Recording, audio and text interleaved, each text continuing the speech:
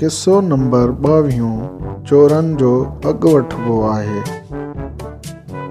ॻाल्हि कंदा आहिनि त वताये फ़क़ीर जे पाड़े मां हिक राति कंहिं घर मां चोरी थी वई।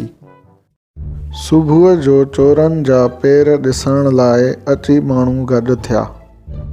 फ़क़ीर घणी रश ॾिठी ऐं हुननि वटि आयो ऐं पुछियईं त हेतिरा माण्हू छो गॾु थिया आहियो।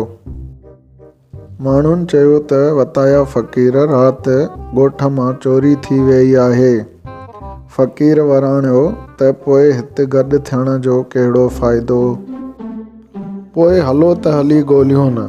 ऐं वताये फ़क़ीर यकदमि वरी चयो त घबरायो न, अघु वरितो अथमान भॼी की न सघंदा। ख़ुदा जी कुदरत, चोर बि मुक़ाम लॻ ॿूड़नि में लिका वेठा हुआ। वताये फ़क़ीर जी ॻाल्हि ॿुधी हुननि चयो त चोरी वताये फ़क़ीर खे मोटाए ॾियो। शायदि वताये खे असांजे हिते अचण ऐं लिकण जी सभु ख़बर आहे।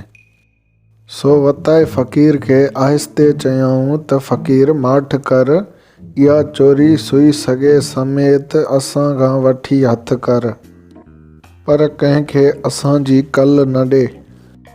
वताये चोरी जो सामान वठी ऐं ॿाहिरि बीठल हमराहनि खे सॾु करे चयो, बाबा चोर बि लधा, चोरी बि मिली, हाणे खणो पंहिंजो माल।